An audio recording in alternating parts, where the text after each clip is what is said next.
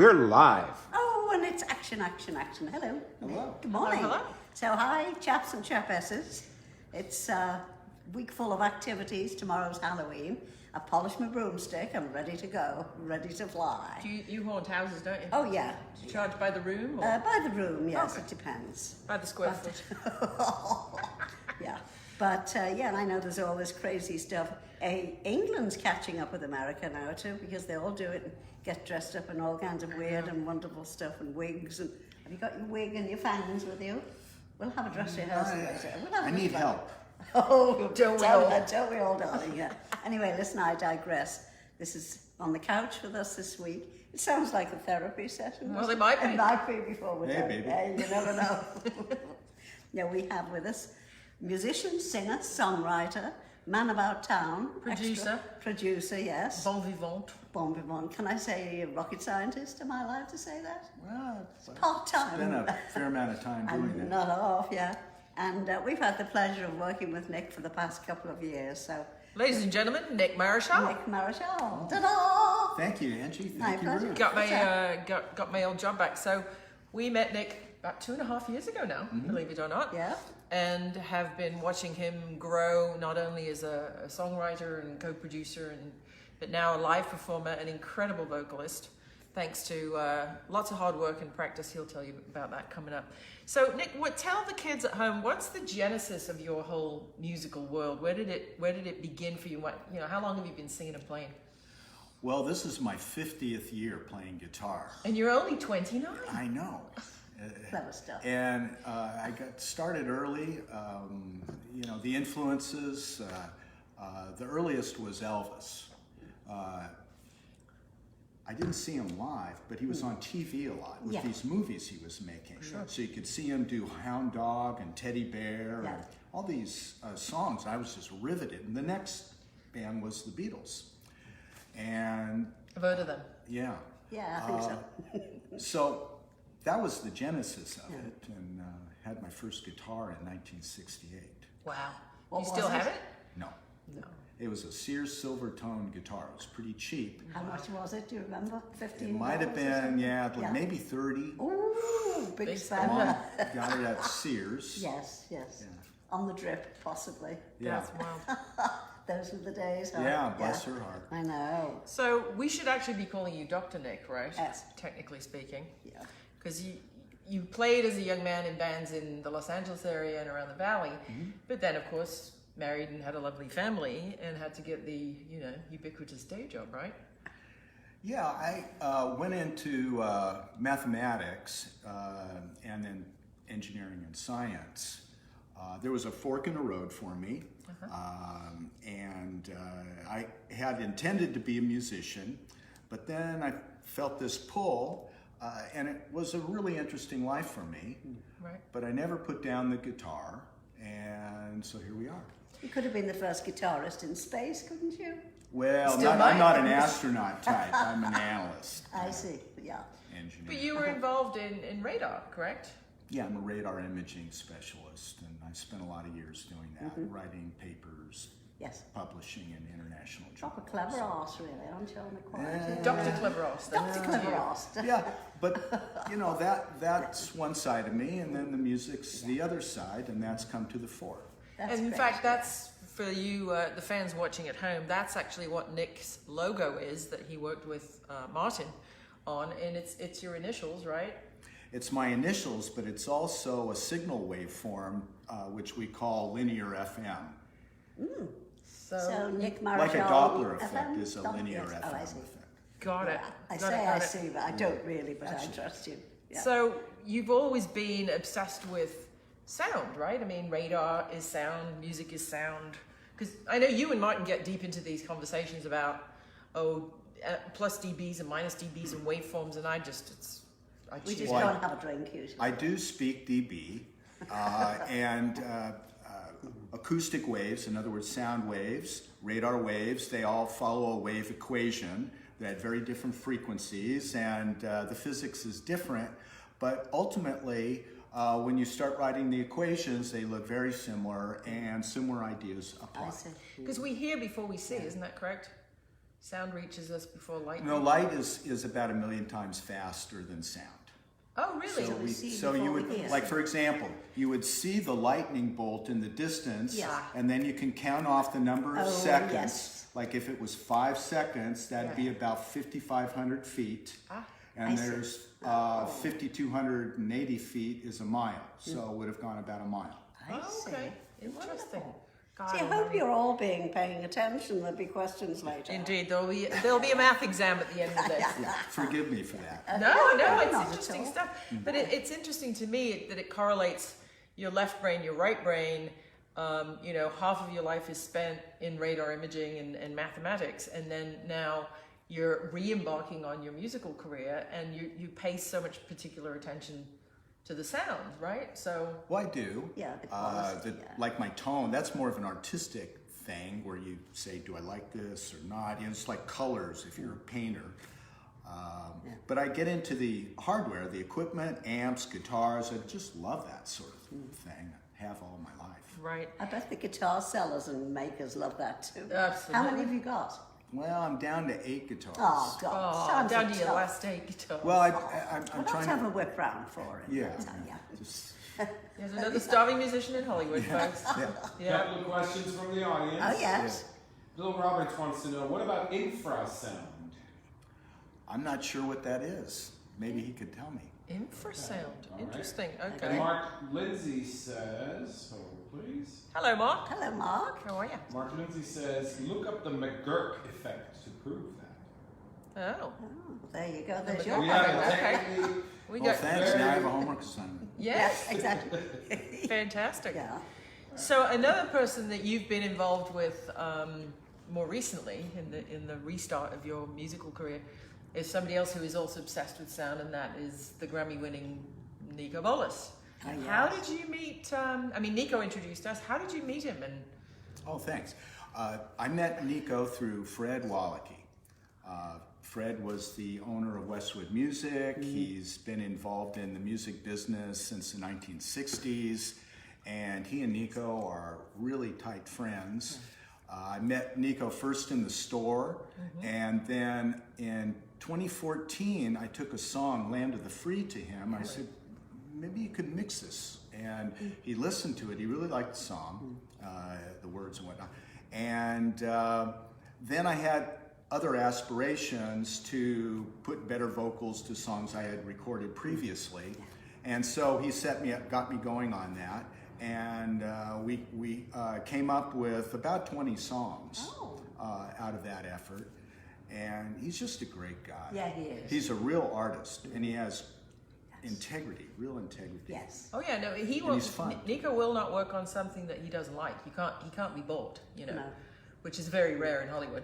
Right? Sure. Nico doesn't BS me. If it's not working, he'll No. just say.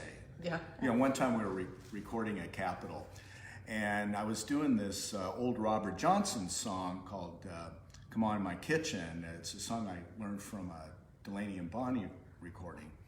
And I guess I was a little bit stiff or something. And so it was timeout. Hey, Nick, this isn't Aerospace. Yeah, exactly. That Yeah. sounds. Yeah. That sounds that's just like Nico. him. Yeah. Well, we built his first website about 1996 and came up with his byline, Nico, from the Greek, meaning up is louder. Because he's the original At least 11. 11. Yeah. Yeah, absolutely. I know. Yeah. So, and Nico introduced you to the Voice Whisperer, did he not? Well, he sent me to singing school. That means Gary Katona. Yes. I had never heard of Gary Katona, but he's very well known Oh, of course. among vocalists. And I've had probably a couple hundred sessions with Gary You can tell. I over the know. last few In the years. couple of years and we've he's known transformed you. my Yeah, voice. yeah. I was a guitar player, and maybe to some extent I still am a guitar player who tries to sing. I'm a guitar player first and foremost, I then know. a songwriter. But we're trying to invert that now. Yes. Yep. And It's working. well, Yeah. thanks so much. You're more generous than I deserve. Oh no, I don't think so. Yes, you are. So Only saying that because it's true. we got to take Angie to Capitol. Thank you very much. Yeah. Courtesy of you. Can you believe she'd never been? in all these years. No. It's amazing, right? Well, she just fit right in, and Didn't I just? Yeah, of Yeah, course, yeah. very I'm with the much. band. Yeah. of course. Thank you, Pamela Desbar. So you like to record at Capitol, or the old Capitol Records Tower, which is now Studios on Hollywood and Vine, and also East West down on Sunset. I love both places. We have Paula at Capitol, and a great recording studio. With, great records are made there, and were made there. At East West, you have Candace, and that's one of the greatest recording studios in the world today. Do you have a favorite room there? I like at East West both Studio 2 and 3. 3 is a little bit smaller. It's known as the Pet Sounds room. That's right. Because that's where the famous Beach Boys record was recorded. But there's a whole bunch of other records that have been. Mamas and the Papas. Yeah. Sinatra recorded in the studios. Probably not Studio 3. The bigger one is Studio 1. But I like Studio 2. It's a little bit larger. We can get the B3 organ in there and the piano going. Right. Yeah. It's a great rock room, Yeah. like Studio B at Capitol. Yeah. Isn't it funny? It's, Yes, you know, that A and 1 are always the big room, the orchestra room, and the Al Schmidt room, and the, you know, tripping over violins and violas. And B often, it's like Abbey Road. People often have an affinity for like the also ran, because there's a groove in there, there's a vibe, you know. Yeah. Each of those rooms sound different, and for some reason, if you're just playing a 4-piece or 5-piece band, Studio 2 is a really great room, and Nico agrees it's one of the best sounding rooms in Los Angeles. Really? And And he should know. That's Yes. where we came to see you do Try a Little Kindness, right? Which brings us to a question. How do you, obviously you write and perform your own music. How do you choose I mean, you have a fascinating list of cover songs that you've done. What do they cover? It's a little bit random. In the case of Angel Eyes, which we're releasing soon, and we're doing it live now, Gary Katona suggested I do that song. Gary's an expert in vocalists. He's really an expert in Frank Sinatra. That was recorded at the Capitol Tower in the late 50s. Yep. We recorded it a couple of years ago, but we did it again at East West just a few months ago. Right. And I like that version the best. There's more soloing. Our pianist, Quinn Johnson, he's just awesome in that. Yes, Awesome. wonderful. Yeah, and I'll be with the guys tomorrow. It's going to be so much fun at East West. Right. So there's songs like that, but then there's other songs. Like about a year ago, before we were recording at Capitol with Nico, I heard this song, Try a Little Kindness. Right. And it was just a couple of days before our session. And I like to just like randomly grab songs last moment, bring it into the studio, because it just keeps us on our toes. It's spontaneity, it's great. That's right. And the guys just go with it. They're great. I have to say that I've struggled to do a vocal as good as like Glenn Campbell. That's and tough. so I'm kind of holding back on it. We do it a little different way, more of a shuffle. And we're going to put it out. Yeah. I like the social consciousness kinds of songs. And we also do If I Had a Hammer. I've been doing, I closed out a couple of acoustic shows in August with that song, and the audience can sing along. Yes, I was there that night. Right. It was great. Yeah. Tell us more about the band, your crew, how you found Okay, it. our band now, we have John Ferraro on drums. I've been playing with John since 2003, so we've Really? been Yeah. playing together Wow. off and on for, 5 years? well, it's been 15 years since I 15? first did my first session Oh, with them. 2003? I think Yeah. you The should other day. Yeah. I don't do math. You're the one for well, that. but it's only been in the last couple of years that we've been playing rather frequently. Right. Good. And then So, because John's alumni is, you know, Burt Bacharach, and he's worked with Larry Carlton Yes, Carlton. yeah. and, Very and many impressive. others. Yeah. You can find him on Rod Stewart recordings. And anyways, he's a super good How's this for name dropping? Yeah. Yeah. Wait. Well, but I mean, I'll that's get that who for he you. is. Yeah, I'll get that for you. And then on bass we have Andrew Ford. He's got such a grooving feel, and he likes to set up close to the drummers so he can Yes, watch, I've so that they can noticed. get real tight with each other. The So I old-fashioned love rhythm that. section. Yeah, Yeah, exactly. As I said, Quinn Johnson on piano. Yes. He's fabulous. Yeah. And Greg Matheson on Hammond B3 organ. And Greg is a character. I'd say we could call him a legend by now. Oh yeah. Oh, yes. He's just. I mean, who he's- hasn't he worked for, right? Yeah. He's one of the great B3 players in the Yes. world. I've played with 2 B3 players, and I'm Yeah. very, very lucky. Yes. Greg, and then Mike Finnegan. Oh, Right. that's right. That's right. Mike Finnegan is awesome on that. But they both are real B3 players, Yeah. Right. and among the very best in the world. So And there aren't a lot I'm of just them. so lucky. Yeah. There's not a lot left. I Not mean, a the lot first of B3s. the first time I was aware of B3 was back in the Procol Harum days. Oh, really? Oh, yeah. White a Shade of Pale. Yeah. And Simple Sister. we went to Yeah, see a gig we were down in London staying at Paul's house in St. John's Wood, and we went somewhere to see them. I was very, very young.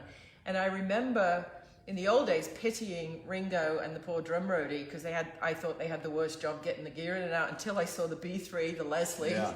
I'm like, oh God, the worst job in show business being a B3 roadie. Yeah, Yeah, you're moving Oh, big no. furniture. Yes, Yeah, I know. wooden furniture and Yeah. expensive vintage. Yes, sure. I mean, do they even make B3s anymore? I've never seen a modern one. So there's Not- something not else for sure. your homework now. Not Put sure, that on you your know. list. Yeah. Of course, Finnegan and Matheson, they've had these B3s for a long time. Oh, I'm sure, And when you look yeah. at them, they look like they've been used a lot. Yeah. So we back to the cover tunes thing. Obviously, one of our favorites that you did was the Beatles song, which you recently got to work with the late great Jeff Emerick. In fact, I was looking at his Instagram the other day, and it's one of the very last you and his sessions, one of the very last studio sessions Because he did. he yeah. did before he suddenly. Yeah. It's that very was- sad to that was- lose Jeff. Yeah. I know. We met Jeff, it was around a year ago. We were doing the Charming Distraction That's video, right. and he came and hung out with Yeah. us at East West, Yes. and we were in Studio 3, the Pet Sounds room, doing it. And he was very patient because we're videoing the song and we're Yes. playing the song over and over again. I thought this must be Chinese water torture for him, but no, he No, really he was seemed to such- like it. and you were the means of us reconnecting. We hadn't seen him since Abbey Road. Since Such a nice person. she was a little toddler. I know. And you were in Studio 3 shooting, and I was in the control room, and Jeff was listening to the playback in the studio through the speakers, and then the door was open because you weren't recording sound, and listening to the boombox or whatever Nagra thing was going on in the room. And do you remember that interesting? There was like an Obviously, echo. It was a slap. Yeah, it's kind of a slap echo, and Jeff, who's always thinking about sound, Yes. said, "That's a really cool, Yeah. vibe there." Offset. Yeah. Yeah.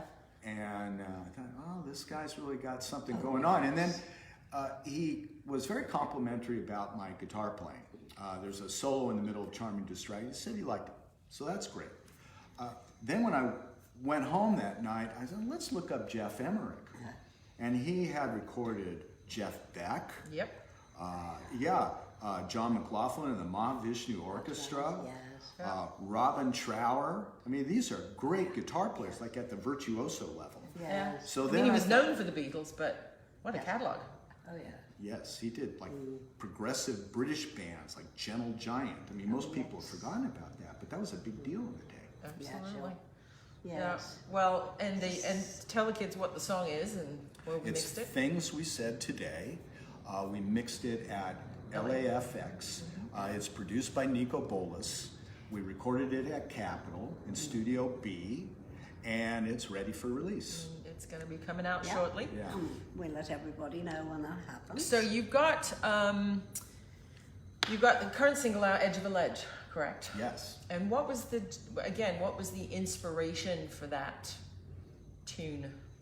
Good. Well, about a year ago, like anybody else, I'm reading the newspaper, seeing the news and, on the internet, And here in this country, we have a lot of division and strife. That's part of it. And then also, when I look at people in life, we all go through difficult periods. I saw a sign the other day that said, everybody's going through something. Yep. And so I wrote Edge of a Ledge in that vein. I was kind of in a mood, you know, there's social justice issues. Right. If you listen to the second verse, you'll hear about a mother struggling to raise her children. I was thinking about my mom when I wrote that verse. Yes. And so that's how that song came. Mama's on the edge of a ledge. Papa's on the edge of a ledge. Yeah, we all, to a certain extent, we all are. Whether it's, you know, money worries or political worries or health or whatever. Yeah, I mean, you can have all the money in the world or no money, and you still don't know. That's why, you know us. We like to live every day as if there's going to be a 6.9 and see you later, good night. So right, absolutely, and I think that's what I like about Edge of a Ledge is it can describe every man. It could be describing the richest of the rich or some blue collar guy with a minimum wage job, but it works for everybody. I hope it reaches that kind of spectrum of people. That was the intent. I think it will, yeah. I mean, it's on your website and it's available where all fine music is available: iTunes, Amazon, Google Play, nickmarechal.com, all of those things. So tell us about your gigs. You've got a mini tour of Southern California you've been doing. When's the next gig? Yeah, you could call it our detour. We've been we playing. should call it the Detour, actually. Detour 2018. Well, we've been playing at a number of venues. The Canyon Club in Agoura, the Libby Bowl in Ojai, the Rose Theater in Pasadena. We'll be in Santa Clarita at another Canyon Club this Friday night. And then again in December, back to Agoura in January. And it's just fun. I get to play for various audiences, get to meet interesting people and legacy groups. That's like right, a few weeks ago, we opened for the Association. Oh, yes. Yeah, that was great. Just before that, Venice. This weekend, Ambrosia. And then in December, the amazing Miss Rita Coolidge. Oh, in January. January, sorry. And then December, we're opening for CTA, which I think stands for Chicago Transit Authority. It does. Bill Champlin and the Boys and Girls. Yeah, absolutely. Yes. So everybody should go to Nick's socials are all linked from Nick Marechal. That's MARECHAL.com.